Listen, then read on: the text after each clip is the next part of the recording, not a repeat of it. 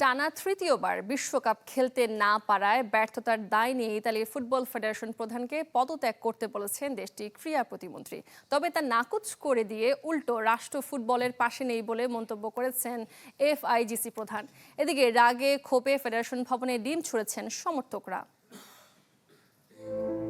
Italy এখন বেদনার মহাকাব্য, যেখানে আজ জুড়ে একটা বড় সড় ট্র্যাজেডি।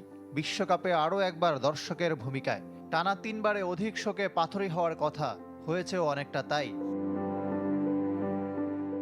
গণমাধ্যমগুলো তবু হৃদয় খুঁড়ে বেদনা জাগিয়েছে। ঘুম থেকে উঠে সংবাদপত্র হাতে নিয়ে হতাশ আর ক্ষুব্ধ ইতালিয়ানরা। দুই একজন তার বহিঃপ্রকাশ ঘটিয়েছেন রাতের আধারে। চাই A1 SWR pipe and fittings. A1 engineers number 1 choice.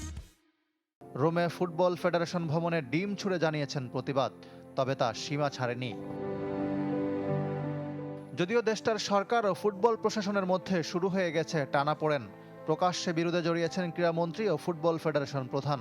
Bosnia হার্জেগোভিনার কাছে হেরে প্লে অফ থেকে বিদায়ের পর এক বিবৃতিতে ক্রীড়ামন্ত্রী বলেন, ইতালিয়ান ফুটবলকে একদম গোড়া থেকে গড়ে তুলতে হবে। সংস্কার শুরু হতে হবে এফআইজিসির শীর্ষ পর্যায় থেকে। ব্যর্থতার দায় নিয়ে ফেডারেশন প্রধান গ্যাব্রিয়েল গ্রাভিনাকে পদত্যাগ করতে বললেন ক্রীড়ামন্ত্রী। তবু পদ ছাড়ছেন না গ্রাভিনা, উল্টো রাজনীতিবিদদের এক হাত নিয়েছেন। রাষ্ট্র ফুটবলের পাশে দাঁড়াচ্ছে না বলে দাবি তার। অন্যান্য খেলার অ্যাথলেটদের সরকারি চাকরিতে সুযোগ দেওয়ার প্রসঙ্গ তুলে অপেশাদারিত্বের সমালোচনাও করেন। 2018 সাল থেকে গ্রাভিনা এফআইজিসি প্রধান।